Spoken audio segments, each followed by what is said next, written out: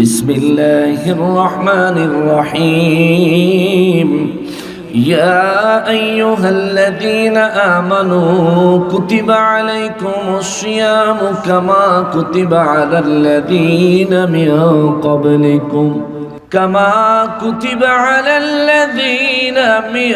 قبلكم لعلكم تتقون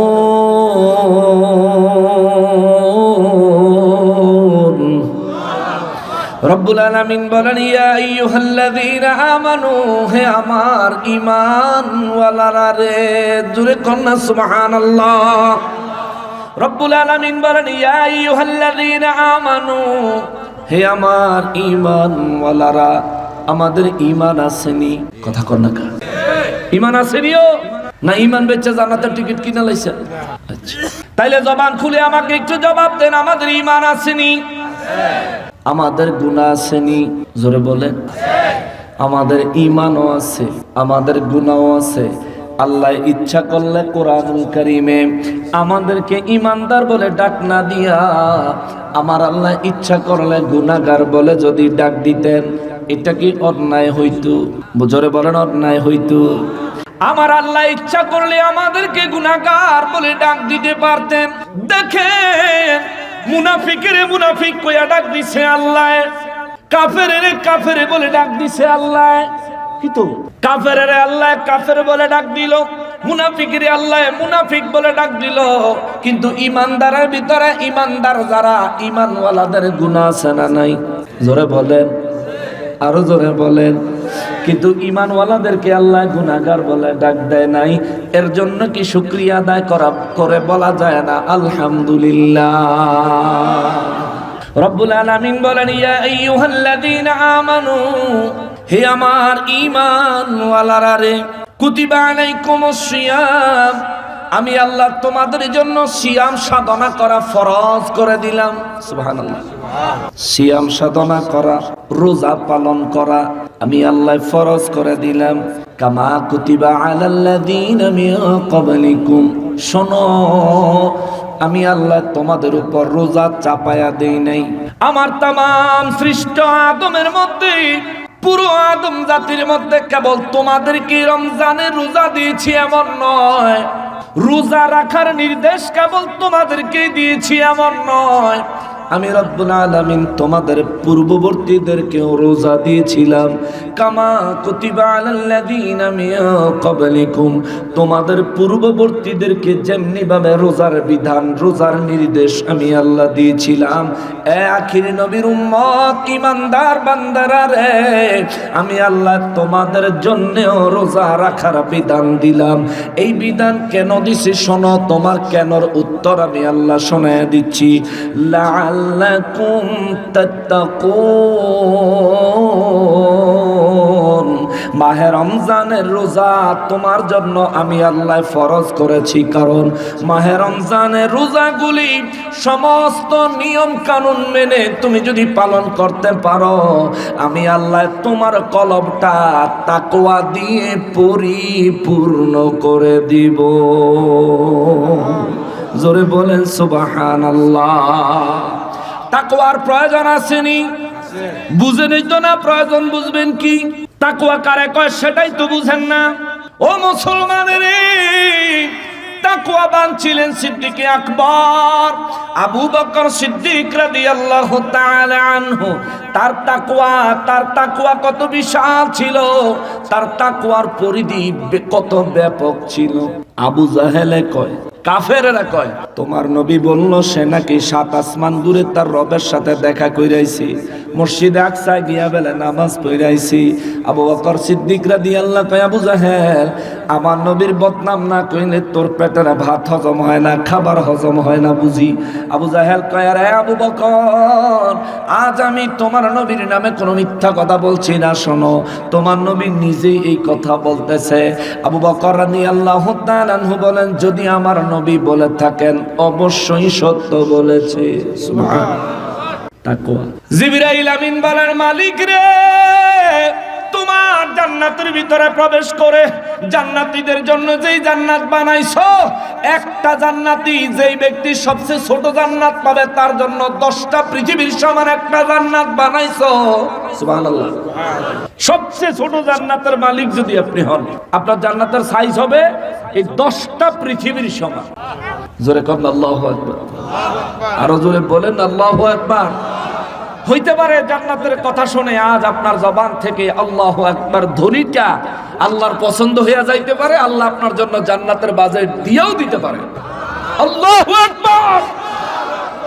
আচ্ছা, এই তাম পৃথিবীটা জিবরাইল আমিন যদি ঘুরে কত ঘন্টা সময় লাগবে? ঘন্টা লাগবে, মুহূর্তের মধ্যে ঘুরে ফেলে। সবচাইতে ছোট জান্নাত যাকে দেওয়া হবে, ওই জান্নাতের সাইজ এইরকম 10টা পৃথিবীর সমান। কিন্তু এই পৃথিবীর সমান কিনা এইটা নিশ্চিত নয়। হুজুর কেন? 10টা পৃথিবীর সমান। এই 10টা পৃথিবী এইরকম যদি 10টা পৃথিবী এক জায়গায় জোড়া লাগায় দেয়, জিবরাইল আলাইহিস সালাম মুহূর্তে এক প্রান্ত থেকে আরেক প্রান্তে চলে যাবে। আল্লাহ তারা এত পাওয়ার, এত ক্ষমতা দিছে। কিন্তু সবচাইতে ছোট জান্নাত যেই ব্যক্তির জন্য আমার আল্লাহ বাজেট দিয়েছে, ওই ব্যক্তির জান্নাতে জিবরাইল আমিন ঢুইকা রব্বুল ইজ্জাতের পারমিশন নিলেন, মালিক রে তুমি তোমার বান্দাদের জন্য, আখিরি নবীর উম্মতদের জন্য কেমন জান্নাত সাজাইছো আল্লাহ আমি একটু দেখতাম, তুমি যদি আমার একটু অনুমতি দিতা। রব্বুল ইজ্জাত বলেন, জিবরাইল তুমি বুঝি জান্নাত দেখবা? জি আল্লাহ আমি একটু দেখতাম। আল্লাহ বলেন কতটুকু দেখবা? আল্লাহ পুরো জান্নাতটা ঘুরে দেখতে চাই। আল্লাহ বলেন সবগুলো নাকি একটা? ও আল্লাহ একটা জান্নাত, পুরো জান্নাত ঘুরে দেখতে চাই। রব্বুল আলামিন কয়, জিবরাইল তোমার পক্ষে সম্ভব না। সুবহানাল্লাহ, জোরে কোন সুবহানাল্লাহ। জিবরাইল আমিন কয়, আল্লাহ গো আল্লাহ, একটা জান্নাত ঘুরে শেষ করা যদি সম্ভব না হয়, আল্লাহ তুমি আমার এইটুকু অনুমতি দাও, সবচেয়ে ছোট জান্নাতটা আমি একটু ঘুরে আসি। রব্বুল ইজ্জাত বলেন, যাইবা? যাও। সবচেয়ে ছোট জান্নাতে জিবরাইল আলাইহিস সালাম প্রবেশ করলেন। জিবরাইল আলাইহিস সালাম প্রবেশ করার পরে 600 নূরের পাখা লাগায়া জান্নাতের মধ্যে উড়াল দিলেন। সবচেয়ে ছোট জান্নাত কয়টা পৃথিবীর সমান? কথা বলেন কয়টা? এই 10টা পৃথিবীর সমান একটা জান্নাতে জিবরাইল আমিন রওনা দিলেন। ওই যে সিদরাতুল মুনতাহা থেকে মক্কা মুআজ্জামায় নূর নবী রাহমাতুল লিল আলামিনের দপ্তরে ওহী নিয়ে আসতো জিবরাইল। জিবরাইল আমিন বলেন, নবী গো সিদরাতুল মুনতাহা থেকে আমি আমার পাখাটারে একটা জাপটানি দেই, আর আমি আপনার দরবারে চলে আসি।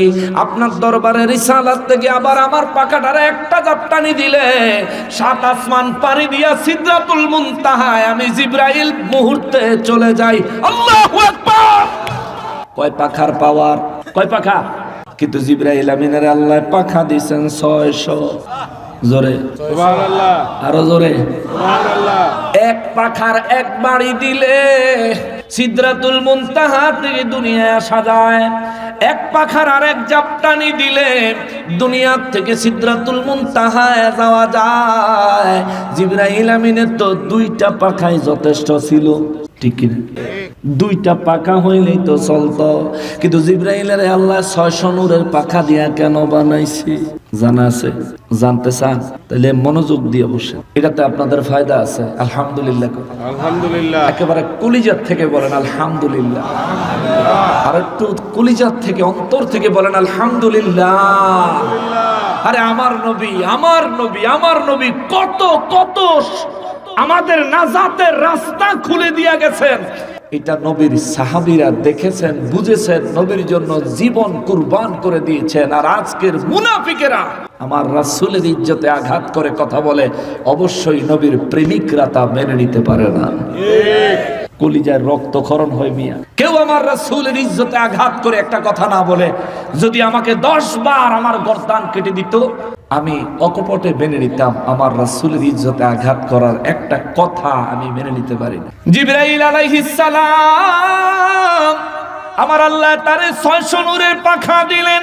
জিবরাইল আমিন রব্বুল ইজ্জাতের দরবারে জিজ্ঞেস করলেন, মালিক ও আমার আল্লাহ 600 নূরের পাখা দিয়ে আমারে কেন বানাইলা রে আল্লাহ? আমাকে যতটুকু ঘোরার জন্যে, যতটুকু যাওয়ার জন্যে তোমার দরবার থেকে আমার জন্য পারমিট আছে, রোড পারমিট আছে, পারমিশন আছে। ও আল্লাহ, আমি তো তোমার ওই সীমানা আমার 2 পাখার জাপটানি দিয়া পুরা সীমানা ঘুরে ফেলতে পারি। তাইলে আমারে 600 নূরের পাখা আল্লাহ কেন দিছেন গো? আমার রব্বুল ইজ্জত কয়, জিবরাইল রে, আমি আল্লাহ যে দিছি অবশ্যই এটার কাজ আছে। সময় হলে বুঝবি, সময় হলে বুঝবি, সময় হলে বুঝবি। আহারে জিবরাইল আলাইহিস সালাম, আমার রব্বুল ইজ্জতের ওই কথা মেরাজের রাতে মনে হয়ে গেছে। আমার নবীজিকে জিবরাইল কয়, নবী গো, ও দয়াল নবীজি, জীবনভর সিদরাতুল মুনতাহায় আইসা রবের দরবারে কথা বলি, রবের দরবার থেকে সিদরাতুল মুনতাহায় আমার কাছেও আসে গো নবী। জীবনে কোনোদিন রবের সামনাসামনি হওয়ার সৌভাগ্য আমি জিবরাইলের হয় নাই। ও নবী, আজ আপনি রবের সামনাসামনি মুখোমুখি হবেন, রব আপনার সঙ্গে দেখা দিবেন। আপনার এবং রবের মাঝখানে কোনো পর্দাই আমার আল্লাহ রাখবে না। আল্লাহু আকবার। নবী গো, ও নবী, আজ আপনি মেরাজে যাওয়ার পথে আমি জিবরাইলের একটা ফরিয়াদ নিয়ে যান আল্লাহর দরবারে। আমার নবী বলেন, জিবরাইল কি ফরিয়াদ রে নবী গো? আপনি আপনার যেই উম্মতের মায়ায় বোরাকে উঠতে চান নাই হুজুর, আপনি আপনার যেই উম্মতের জন্য প্রাণ ভরে মসজিদে আকসায় দোয়া করেছেন হুজুর, আপনি আপনার উম্মতের কথা মেরাজে আসতে আসতে প্রত্যেক পদে পদে স্মরণ করেছেন। আমি জিবরাইল দেখেছি হুজুর, আপনার ওই উম্মতের জন্য আমার একটা ফরিয়াদ আছে, আল্লাহ দরবারে বলিয়েন। আমার নবী 2 চক্ষু মোবারকের পানি সিদরাতুল মুনতাহায় ছেড়ে দিয়ে কয়, জিবরাইল বল আমার উম্মতের জন্য কি ফরিয়াদ? বলে, নবী গো, আল্লাহ আমারে যখন বানায়, আল্লাহ আমারে বিশাল দেহের করে বানাইছে, 600 নূরের পাখা দিছেন গো নবীজি। আল্লাহ পাক এই পর্যন্ত যত নবী রাসূলদের কাছে আমি জিবরাইলরে পাঠাইছি, ইয়া রাসূলুল্লাহ, জীবনে 2টা পাখার বেশি ব্যবহার আমি জিবরাইলের করা লাগে নাই। নবী গো, ও মায়ার নবীজি, রব্বুল ইজ্জতের দরবারে আমার একটা ফরিয়াদ জানায়েন। আল্লাহ যদি কবুল করে, আল্লাহ যদি অনুমতি দেয়, রোজ হাসরের ময়দানে আমি জিবরাইল আমিন আপনার উম্মতের মধ্যে দুনিয়ায় যারা ফজরের নামাজ জামাতের সহিত আদায় করার পরে আপনার উম্মতের মধ্যে যারা সকাল বেলায় 20 বার আপনি নবীর উপর দুরূদ ও সালাম পড়বে, ও নবী সন্ধ্যা বেলায় মাগরিবের নামাজের পরে আপনি নবীর উপর যারা 20 বার আপনি নবীর উপর দুরূদ ও সালাম পড়বে, সকাল বেলায় 20 বার, সন্ধ্যা বেলায় মাগরিবের নামাজের পরে 20 বার, নবী গো আল্লাহর দরবারে ফরিয়াদ জানায়েন। সকাল সন্ধ্যায় দুরূদ ও সালাম পড়নেওয়ালা আপনার ওই উম্মত রোজ হাসরের ময়দান থেকে হীরার থেকে ধারালো চুলের চাইতে চিকন 30,000 বছরের সমান লম্বা পুলসেরাতের পুল আপনার ওই উম্মত যখন পার হবে, আপনার ওই উম্মতের সকাল সন্ধ্যার আমলে যদি 20 বার আপনি নবীর উপর দুরূদ ও সালামের আমল থাকে, আমি জিবরাইল চাই আমার 600 নূরের পাখা পুলসেরাতের উপরে আপনি নবীর ওই দুরূদ সালাম ওয়ালা উম্মতের পায়ের নিচে বিছাইয়া দিতে। জোরে বলেন সুবহানাল্লাহ। আহলে সুন্নাত ওয়াল জামাত জিন্দাবাদ, নারায়ে তাকবীর, আল্লাহু আকবার, নারায়ে রিসালাত, নারায়ে রিসালাত। আমার নূর নবী রাহমাতুল লিল আলামিন রব্বুল ইজ্জতের দরবারে যখন এই ফরিয়াদ করলেন, আল্লাহ কয়, নবী গো, ও নবী, জিবরাইল আমারে জিজ্ঞাসা করছিল, মালিক আমারে কেন বানাইছেন? আমি জবাব দিছি, তোমারে বানাইছি আমার হাবিবুল্লাহর খাতিরে। জিবরাইল জিজ্ঞাসা করছিল, আল্লাহ এতগুলো পাখা আমারে কেন দিছেন? আমি বলছিলাম, সময় হলে বুঝতে পারবা। জিবরাইল আজকে যে ফরিয়াদ আপনার কাছে জানাইছে গো নবী, আমি আল্লাহ জিবরাইলের 600 নূরের পাখা এই কারণেই দিছি, জিবরাইলের ফরিয়াদ মঞ্জুর। জোরে কন্যা আল্লাহু আকবার। সকালে 20 বার নবীর উপর দুরূদ ও সালাম, সন্ধ্যাবেলায় 20 বার নবীর উপর দুরূদ ও সালাম আমরা পড়বো। আল্লাহ আমাদেরকে তৌফিক দেন, জোরে বলেন আমিন। ওই জিবরাইল আমিন জান্নাত সবচেয়ে ছোট জান্নাতের ভিতরে ঘুরে বেড়ানোর জন্য রব্বুল আলামিনের দরবার থেকে ফরিয়াদ করলেন। আমার রব্বুল ইজ্জত জিবরাইল আমিনকে অনুমতি দিলেন। জিবরাইল আমিন জান্নাতের ভিতরে ঢুকলেন। জিবরাইল আমিন 600 নূরের পাখা লাগাইয়া জান্নাতের ভিতরে উড়াল দিলেন। সবচেয়ে বড় জান্নাত না ছোট? ছোট। সবচেয়ে বড় না ছোট? সব চাইতে ছোট জান্নাতে 600 নূরের পাখা লাগাইয়া জিবরাইল আমিন উঠতে রইলেন, উঠতে রইলেন, উঠতে রইলেন। উঠতে উঠতে একদিন 2 দিন না, 1 বছর 2 বছর না, 500 বছর পর্যন্ত উড়াল দিল। 500 বছর পরে জিবরাইল আমিন এক প্রকার ক্লান্ত হইয়া এক জায়গায় দাঁড়িয়ে গেল। উপরের দিকে তাকায়া দেখে এখনো একটা গাছের ছায়া পার হইতে পারে নাই। সুবহানাল্লাহ। জোরে বলেন সুবহানাল্লাহ। আরো জোরে বলেন। সুবহানাল্লাহ।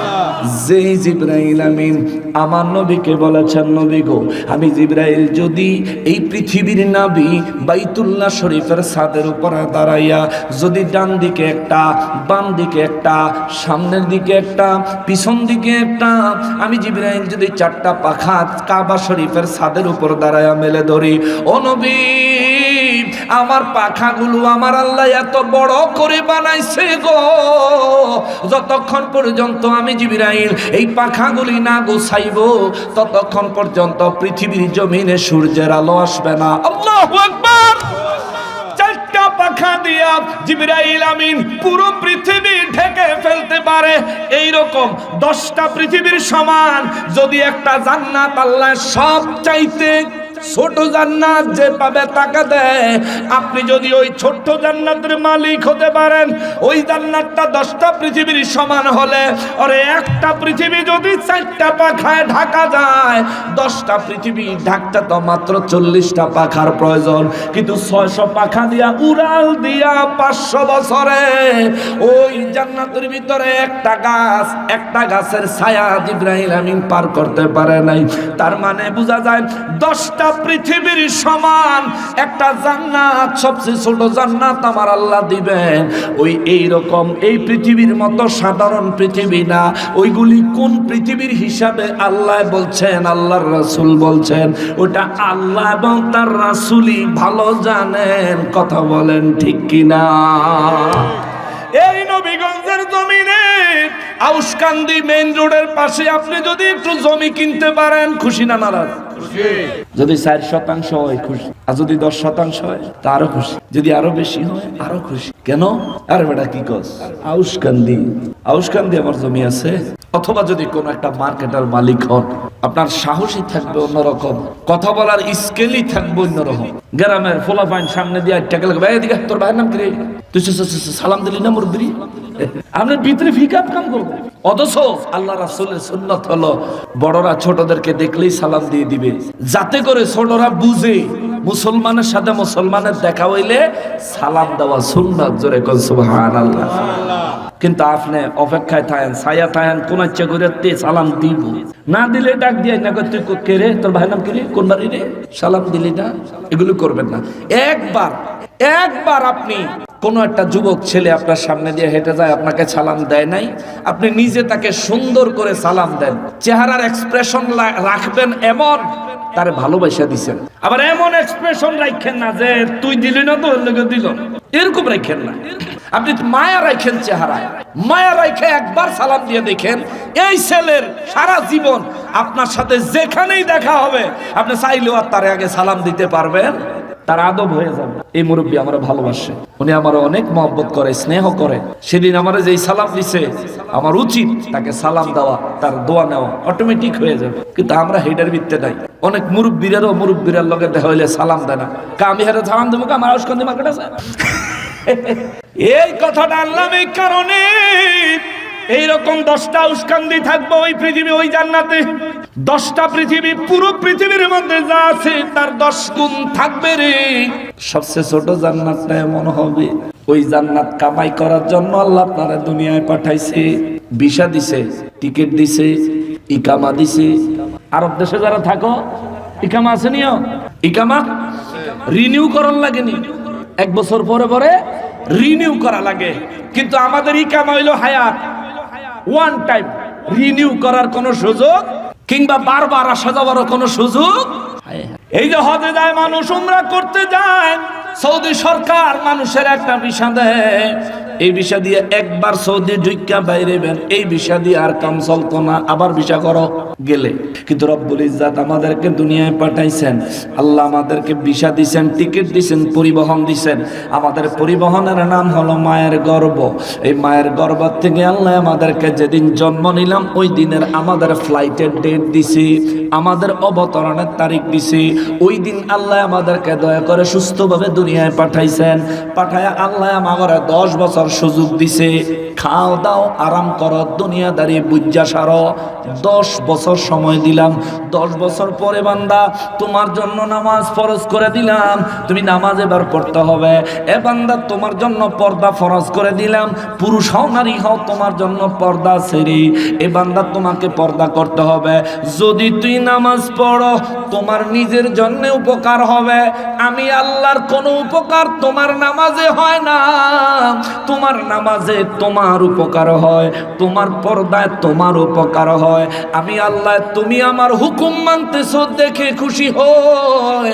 ফেরেশতাদের সামনে আমি আল্লাহ গৌরব করে বলি, দেখো দেখো দেখো, বলেছিলা এরাই মারামারি কাটাকাটি রক্তপাত ফাসাদ সৃষ্টি করবে দুনিয়ায়, কিন্তু দেখো আমার বান্দা জীবনে আমারে দেখে নাই।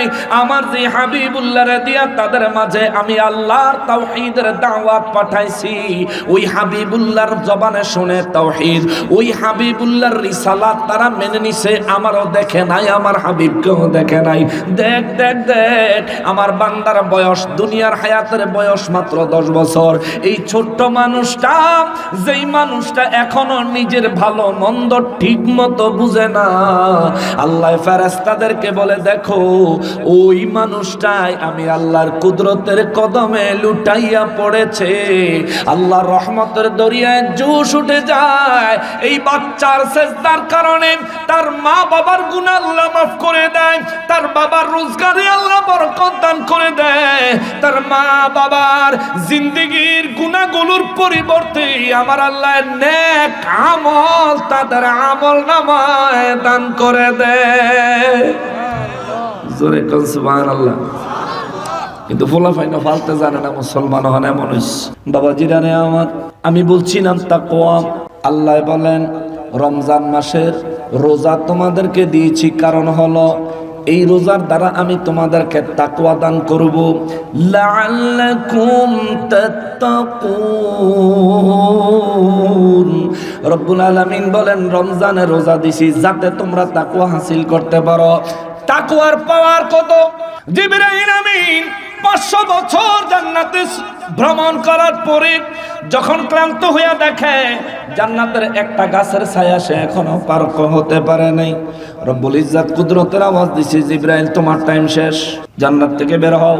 জিবরাইল আমিন আল্লাহর নির্দেশে বের হয়ে গেলেন।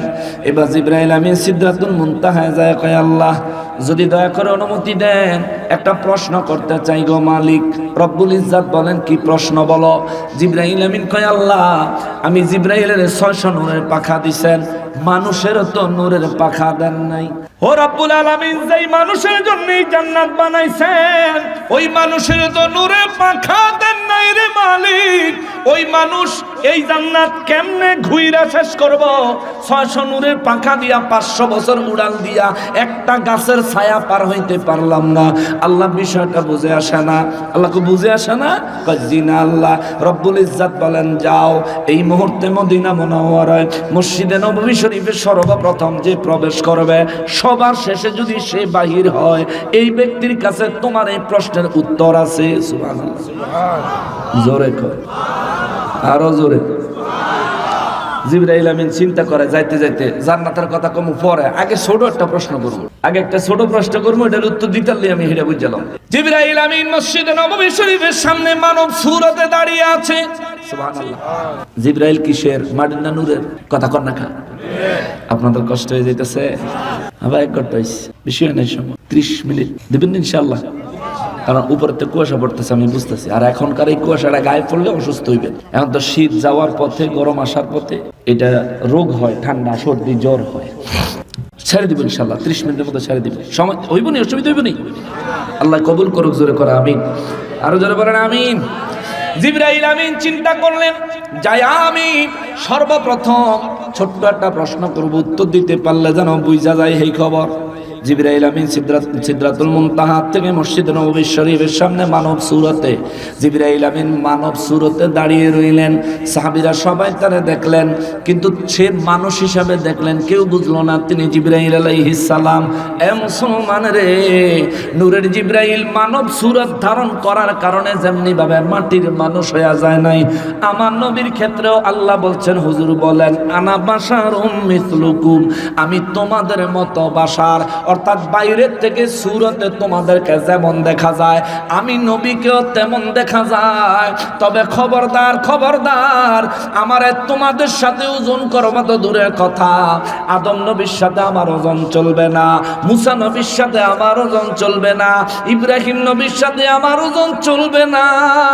কেন না, কেন না, কেন না? এ মুসলমান শোনো, আমার নবী বলেন, কারণ হলো আদম নবী শফিউল্লাহ, মুসা নবী কালিমুল্লাহ, ইব্রাহিম নবী খলিলুল্লাহ, কিন্তু আমি নবী হলাম হাবিবুল্লাহ। আওয়াজ করে বলেন সুবহানাল্লাহ। নারায়ে রিসালাত, নারায়ে রিসালাত। খোদ আমার নবী নিজে বলেছেন, খবরদার, আদম নবী শফিউল্লাহ ঠিক, মুসা নবী কালিমুল্লাহ ঠিক, ইব্রাহিম নবী খলিলুল্লাহ ঠিক, ঈসা নবী রূহুল্লাহ ঠিক, কিন্তু আলা সাবধান, ওয়া আনা হাবিবুল্লাহ, আমি হলাম আল্লাহর হাবিব। আদম নবী, মুসা নবী, ইব্রাহিম নবী, ঈসা নবী, কারো সাথে আমি নবীর তুলনা করা যাবে না। সুবহানাল্লাহ। একই হাদিসে আমার নবী বলেন, শোনো কারণ কি, তাদের সাথে আমার ওজন করা যাবে না। কারণটা কি শোনো, রোজ হাশরের ময়দানে আমি নবী যেই জায়গায় দাঁড়ায় থাকবো, মাকাম মাহমুদা, আমি নবীর মাকাম যে জায়গায় থাকবে, আমি নবীর কদম মোবারকের নিচে সমস্ত নবী রাসূলদের মাকাম হবে। সুবহানাল্লাহ। কোনা সব নবী রাসূলদের মাকাম হবে আমার নবীর কদম মোবারকের নিচে।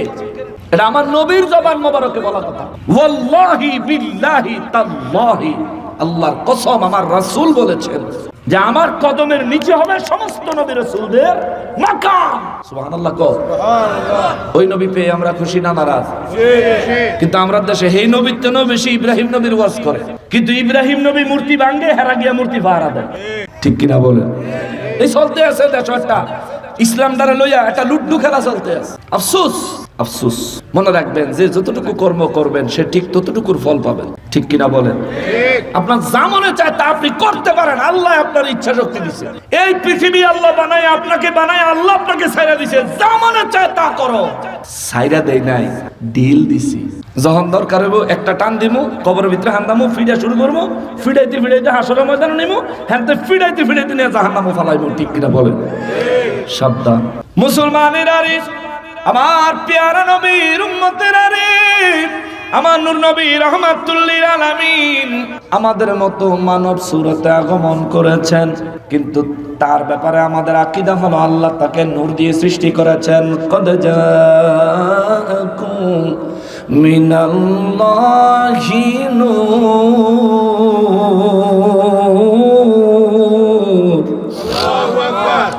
আল্লাহ আমার নবীকে নূর মোবারক দিয়ে বানিয়েছেন।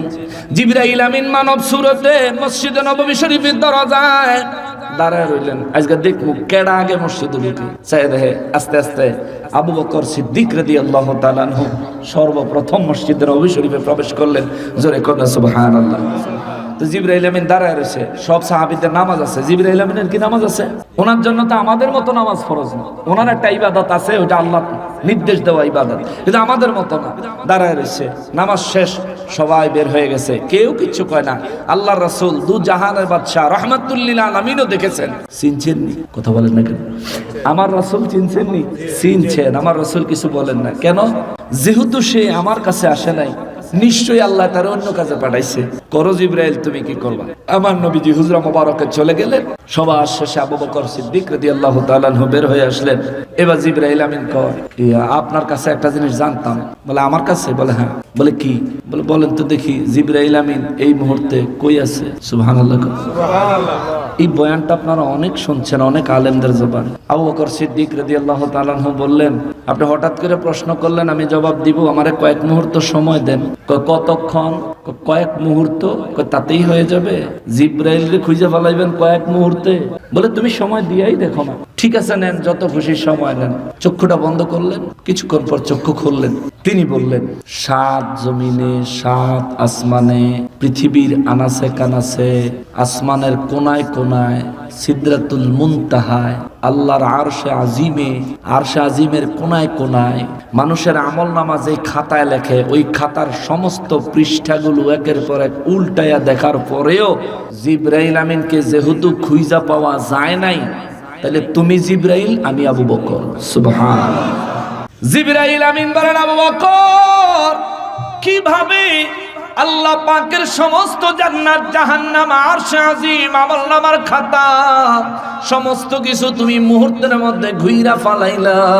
আবু বকর সিদ্দিক রাদিয়াল্লাহু তাআলা আনহু বলেন, এইটাই হলো তাকওয়ার পাওয়ার। সুবহানাল্লাহ। তাকওয়ার পাওয়ার। মানুষের অন্তরে যখন তাকওয়া চলে আসে, মানুষের অন্তর যখন তাকওয়ার পাওয়ারে পাওয়ারফুল হয়ে যায়, তাকওয়ার মূল হলো আল্লাহর ভয় অন্তরে থাকতে হবে। এ বাবা কথা বলবেন, চিন্তা করবেন, আল্লাহ খুশি হবেন না নারাজ হবেন। কাউকে কোনো কিছু বলবেন, বলার আগে চিন্তা করবেন আল্লাহ খুশি হবে না নারাজ হবেন। কোনো কিছু করবেন, করার আগে চিন্তা করবেন আল্লাহ খুশি হবেন না নারাজ হবেন। এ মুসলমান, কারো জমিন লাইল কাইটা 3 হাত ভিতরে ঢুকাইয়া দেওয়ার আগে চিন্তা করে দেখেন, এই পুরা বন্ধের ভিতরে আপনাদের এলাকায় কি বলে? এই যে যেখানে দান মানে মাঠারে কি বলে? হাওর। আপনি চিন্তা করতেছেন পুরা হাওরের ভিতরে এই জমির মালিক নাই, দিলাম 3 হাত ঢুকাইয়া। আসেনি রাইতের বেলা যায় সিংহন একটা বাঁশের কঞ্চি লয়া আরেকজনের ক্ষেতের লাইলের তলে দিয়া গুতা দিয়া ছিদ্র কইরা এই বেটার ক্ষেতের পানি আপনার ক্ষেত হয়নি এমন করা যাবে। তাকওয়ার মানে হলো আপনি যখন আরেকজনের জমিন লাইলের তলে দিয়ে গুতা দিবেন, গুতা দেওয়ার আগে চিন্তা করবেন, কেউ দেখে না রে কিন্তু দেখে কে। যখন আপনার দিলে এই কথাটা আসবে, মনে করবেন আপনার দিলে আস্তে আস্তে তাকওয়া পয়দা হইতেছে। তখন দেখবেন আস্তে আস্তে যে কোনো হারাম কাজ আপনি নিজের থেকেই ছেড়ে দিবেন, অনেক বড় লাভ হবে। তবু আপনি নিজের থেকেই ছেড়ে দিবেন, না না না আমার এত লাভের দরকার নাই, যত লাভই করমু মরলে পরে 3 টুকরা। ঠিক নেই? যত লাভই কর্ম মরলে পরে 3 টুকরা কাফন, না আছে সিলাই না আছে পকেট, না আছে সিলাই না আছে পকেট। পকেট না থাকলেও আপনার কবরে যদি লক্ষ কোটি টাকা, কোটি কোটি টাকার স্বর্ণ রূপা হীরা জহরত মণি মুক্তা দিয়ে দেওয়া হয়, আপনার সবচেয়ে দামি প্রপার্টি, সবচেয়ে দামি সম্পত্তির দলিলটা যদি কবরে দিয়ে দেওয়া হয়, বলেন বাবা 1 পয়সার উপকারে লাগবো নি? লাগবো? আপনার অন্তরে তখন এই চিন্তাটা আসবে, দূর ফায়দার কথা বাদ দাও, আসল ফায়দা হাসিল করেছে সে আল্লাহর সন্তুষ্টির জন্য দুনিয়া কুরবান করতে পেরেছে। জি ঠিক কিনা? মুসলমানদের এই জন্য আমার আল্লাহ বলেন, ইয়া আইয়ুহাল্লাযীনা আমানু, হে আমার ঈমানওয়ালা বান্দারা রে, কুতিবা আলাইকুমুস সিয়াম, আমি আল্লাহ তোমাদের জন্য রোজা ফরজ করে দিলাম। এখন রোজা আল্লাহ কোন মাসে ফরজ করলেন? 185 নম্বর আয়াতে আল্লাহ বলেন, শাহরু রমাদানাল্লাযী উনজিলা ফীহিল কুরআন, আমি আল্লাহ তোমাদের জন্য রোজা ফরজ করেছি যেই মাসে, ওই মাসটার নাম দিলাম রমজান মাস। ওই রমজান মাসে শুধুমাত্র রোজা দিছি তা না, উনজিলা ফীহিল কুরআন, কোরআনও আমি আল্লাহ ওই মাসেই দিছি। সুবহানাল্লাহ। রমজান, রজব আল্লাহ নিছে, শাবান আমার নবীর দিছে, রমজান আল্লাহ আমাদেরকে দিছে। রজব মাসে কোরআন নাজিল আল্লাহ শুরু করে নাই, শাবান মাসে দুনিয়ায় কোরআন পাঠানো আল্লাহ শুরু করে নাই। কিন্তু আল্লাহ কোরআন শরীফকে, পুরো কোরআনকে প্রথম আসমানে নাজিল করেছেন সবে বরাতের রাতে, অর্থাৎ লাইলাতুন নিসফে মিন শাবানের রাতে। কিন্তু ওই আসমান থেকে জমিনে এসেছে লাইলাতুল কদরের রাতে। এই জন্য আল্লাহ কয়, যেই মাস আমি আল্লাহ তোমাদের জন্য রোজা রাখতে বাধ্যতামূলক করলাম, যেই মাসে রোজা রাখা তোমাদের জন্য ফরজ করে দিলাম, ওই মাসে আমি আল্লাহ উনজিলা ফীহিল কুরআন, আমি আল্লাহ তোমাদের জন্য কোরআন নাজিল করেছি। এই কোরআন আমি আল্লাহ শুধু শুধু নাজিল করি নাই, শোনো, রমজান নাজিল করছি, রমজানের নির্দেশ তোমাদেরকে দিয়েছি যাতে তোমরা তাকওয়া হাসিল করতে পারো। আর আমি আল্লাহ কোরআন নাজিল করছি কারণ হলো হুদাল লিন্নাসি ওয়া বাইনাতিম মিনাল হুদা ওয়াল ফুরকান।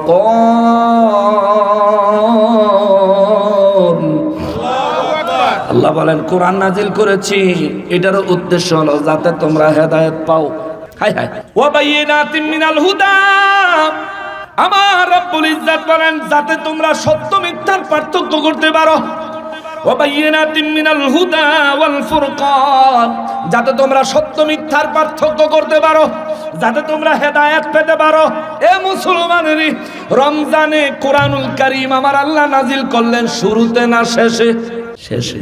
ইন্না আনজালনাহু ফি লাইলাতিল কদর, আর লাইলাতুল কদর কি শুরুতে না শেষে? আমি জানি আমার ওয়াজ আপনাকে বেশি ভালো লাগতেছে না, কিন্তু বাবা আমি এই বেমজা ওয়াজই করি। আমি তাফসীর শোনাবো, কোরআন সুন্নাহ থেকে কথা শোনাবো। আমি আসার আগে অনেকে আমারে গালি দিব, আমি যাওয়ার পরে অনেকে আমারে গালি দিব, কিন্তু কোন মা এমন কোন সন্তান প্রসব করে নাই সামনে দাঁড়ায় কোরআন সুন্নাহর কথা বলবে। এমন কোন সন্তান কোন মা জন্মই দেয় নাই যে সমস্ত বাতিল আমার সামনে দাঁড়ায় কথা বলবে। আমরা কোরআন সুন্নাহ দিয়ে কথা বলি। আমাদের সবচেয়ে বড় পাওয়ার হাউস হলো মদিনার কামলিওয়ালা নবীর প্রেম। কথা বলেন ঠিক কিনা? আমরা নবীর মহব্বত থেকে কথা বলি। কোন রাজনৈতিক দলের পা চাটি না, জীবনেও চাটি নেই, চাটবো না, গ্যারান্টি। হাসিনাই গেছে কাপড়ে, কত দল কত ভাবে কত ক্ষমতাশালীদের কাছে ধর্ণা দিল। বলেন সুন্নিরা কেউ দিছে? দিত না তো। আরে ভাই, আমার তো দুর্নীতি নাই, আমি কেন আরেকজনের ধর্ণা দিব?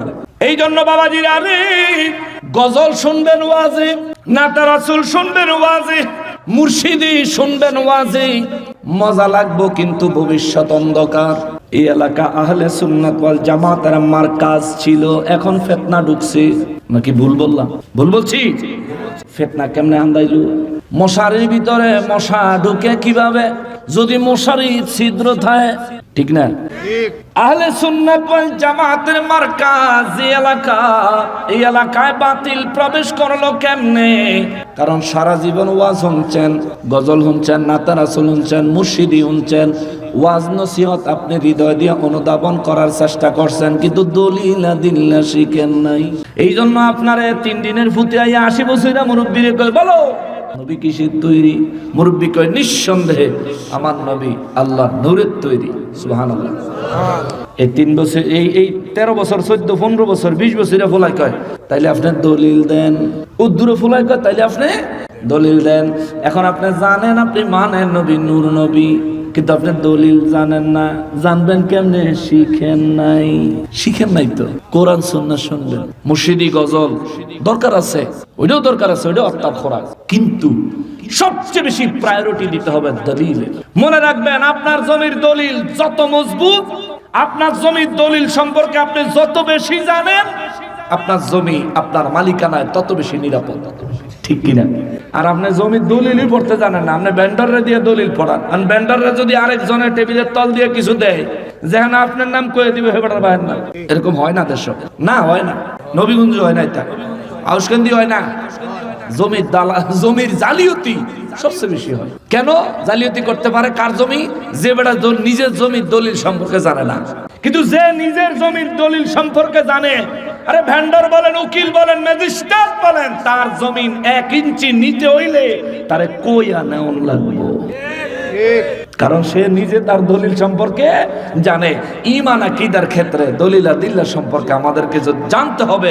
যখনই জানা থাকবে যে কোনো বাতিল আমাদের দিকে হামলা করার, সিনায়া নেওয়ার থাবা দিবে, তার থাবা জায়গায় ফেরত দিয়ে দেওয়া যাবে। যখনই থাবা দিবে, চক্রান্ত দিয়া একদম আপনি ইট মারলে পাটকেল অর্থাৎ দলিল দিয়ে জবাব দিয়ে দিবেন, যখন তখন যেমন তেমন সাইজ হয়ে যাবে। এই জন্য দলিল শিখতে হবে। একটু বসেন। মুসলমানের আরে, আমার পেয়ারা নবীর উম্মতের আরে, আল্লাহ রমজান কেন দিলেন এটার জবাব একটু আগে দিলাম। কোরআন কেন দিছেন? রব্বুল ইজ্জাত বলেন হুদাল লিন্নাস, মানব জাতির হেদায়েতের জন্য দিলাম।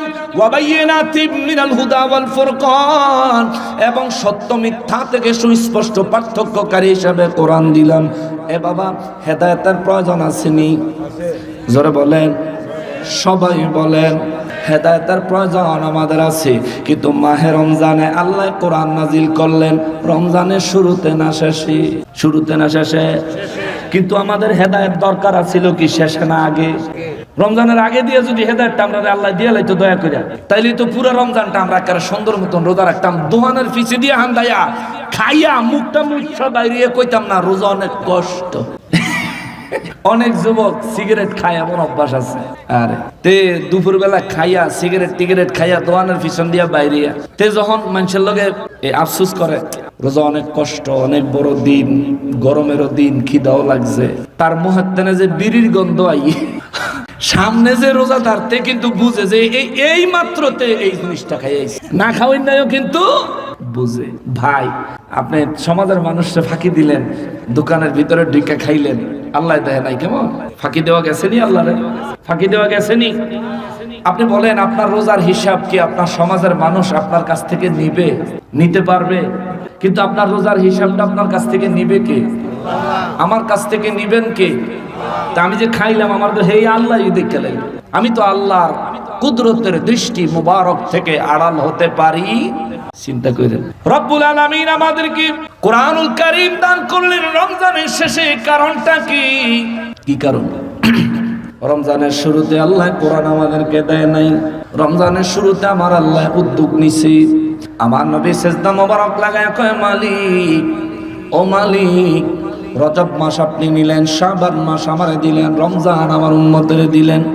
আল্লাহ এই রমজানে আমার উম্মতের জন্য কি কি বাজেট থাকবে? আল্লাহ বলেন, হুজুর, প্রথম হবে 10 দিন রহমতের, পরের হবে 10 দিন মাগফিরাতের, শেষের হবে 10 দিন নাজাতের। এই শেষের 10 দিনের ভিতরে আবার লাইলাতুল কদর একটা রাত্রি দিব। আমার নবী রাহমাতুল লিল আলামিন কয়, আল্লাহ গো, ও আল্লাহ, অন্যান্য মাসগুলিতে ইবলিস শয়তান যেভাবে আমার উম্মতকে ওয়াসওয়াসা দিয়া নামাজ থেকে দূরে সরাইয়া দেয়, হক হালাল বাসে না, হালাল হারাম চিন্তা না করে, বিচার না করে, হালাল হারাম পার্থক্য না করে, আমার উম্মতেরা যখন হারাম খায়, আল্লাহ শয়তানের ওয়াসওয়াসায় খায়। যেই মাহে রমজান আমার উম্মতের জন্য আপনি দিলেন, ওই রমজান কি শুধু আমার উম্মতের জন্য না, ইবলিসের জন্যও? সুবহানাল্লাহ। আল্লাহ কয়, না হুজুর, শুধু আপনার উম্মতের জন্য। যদি আমার উম্মতের জন্য হয়, তাইলে এই রমজানে ইবলিসের ব্যবস্থা নেবেন কি? রব্বুল ইজ্জত কয়, নবী গো, ও নবী, ও নবী, ও নবী, আপনার উম্মত সহ দুনিয়াবাসীর খবর দিয়া দিয়েন, আমি রব্বুল আলামিন এই রমজানকে কেন্দ্র করে ইবলিস শয়তানকে, পৃথিবীর সমস্ত খারাপ জিনদেরকে জাহান্নামে 30 দিন বন্দী করে রাখবো। সুবহানাল্লাহ। তাহলে রমজান মাসে শয়তান বন্দী করে রাখে কে? জোরে বলেন কে? এই শয়তান আটকায় রাখছে আল্লাহ। রমজানের এইবার শুরুতে আল্লাহ রমজানে হেদায়েতের বাণী কোরআন দেয় নাই, শয়তান আটকাইয়া দিছে। এবার আপনারে কইছে সাধনা করো, সাধনা করো। সাধনার নাম কি? সিয়াম। সাধনার নাম হলো রোজা বা সিয়াম। আল্লাহ কয় এবার তুমি সাধনা করো। কয়দিন সাধনা করবা? একটানা 26 দিন করতে থাও। 26 দিন পার হইলে 27 তারিখের রাত যখন আসবে, অথবা একটানা 21 দিন করতে পারো। 21 দিনের রাত্রি যখন আসবে, অথবা 23 দিন করতে পারো। 23 রমজানের রাত যখন আসবে, অথবা 25 দিন করতে পারো। 25 রমজানের রাত যখন আসবে, অথবা 27 বা 29 দিন করতে পারো। 29 রমজানের রাত্রি যখন আসবে, শোনো, এই রাত আমি আল্লাহ আমার হাবিবুল্লাহর উপরে কোরআন নাজিল করেছি তোমাদের জন্য হেদায়েত হিসেবে। আর ওই রাত যদি তোমাদেরকে আমি আল্লাহ ইবাদতের মজলিসে পাই, লাইলাতুল কদরি খায়রুম মিন আলফি শাহর, 1000 মাসের চাইতেও বেশি ইবাদতের সওয়াব এক একটা ইবাদতে আমি আল্লাহ তোমাকে দান করব। সুবহানাল্লাহ। প্রত্যেকটা ইবাদত 1000 মাসের চাইতেও বেশি দীর্ঘ লম্বা সওয়াব আমি আল্লাহ তোমার দান করব। এবার লাস্টে আমি তোমার হেদায়েতের বাণী কোরআন দিলাম কেন? রমজানের শেষ হইয়া এই শাওয়ালের চাঁদ উঠা মাত্রই তো শয়তানের জাহান্নাম থেকে ছেড়ে দিলে সে আইসা তোমারও ওয়াসওয়াসা দিবে। তার ওয়াসওয়াসায় তুমি যেন পথভ্রষ্ট না হও, তোমারে আমি আল্লাহ দলিল দিছি কোরআনুল কারীম। এই কোরআনুল কারীম নবীর মহব্বত সহকারে তুমি আঁকড়ায় ধরো, এটা পড়ো, তিলাওয়াত করো, বুঝার চেষ্টা করো। এর উপর আমি আল্লাহর প্রত্যেকটা হুকুমকে মানার চেষ্টা করো। রব্বুল ইজ্জত বলেন, বান্দারে এই কোরআনুল কারীমের হুকুম মোতাবেক আমল করলে বাকি 11 মাস শয়তান ওয়াসওয়াসা দেওয়ার চেষ্টা করবে। আমার কোরআন, আমার নামাজ, আমার ইবাদত, আমি আল্লাহ পাকের কুদরতের দয়া তোমাকে শয়তানের সমস্ত ওয়াসওয়াসা থেকে রক্ষা করব। জোরে বলেন সুবহানাল্লাহ। রব্বুল আলামিন বলেন, ফামান শাহিদা মিনকুমুশ শাহরা ফালিয়াসুমহু। আল্লাহ বলেন, প্রত্যেক ব্যক্তির উচিত যে তার হায়াতে রমজান পাইল সে যেন রোজা রাখে। সুবহানাল্লাহ বলেন। যে তার হায়াতে রমজান মাস পাইল সে যেন রোজা রাখে। কে চায়? কে চায়? কে চায়? রোজা রাখেন, নামাজ পড়েন। বাবা, আপনি যেদিন জন্মগ্রহণ করেছেন ওই দিন আপনার বয়স এই হায়াতের জীবনের একদিন বয়স ছিল। আপনার আব্বা যেদিন জন্মগ্রহণ করেছিলেন ওই দিনে ওনার বয়স একদিন ছিল। আপনার দাদা যেদিন জন্মগ্রহণ করেছিলেন ওই দিন ওনার বয়সও একদিনই ছিল। যদি আপনার দাদা মারা যায়া থাকে, মৃত্যুর সময় আপনার দাদার বয়স, যদি আপনার বাবা মৃত্যুবরণ করে থাকে, মৃত্যুর সময় আপনার বাবার বয়স দাদার বয়সের সমান, হয়তো বেশি নয়তো কম। আপনিও যে দাদার বয়স পাবেন বা আপনার বাবার বয়স পাবেন এমন কোনো গ্যারান্টি। একটা মাহে রমজান আল্লাহ কত আয়োজন করেন।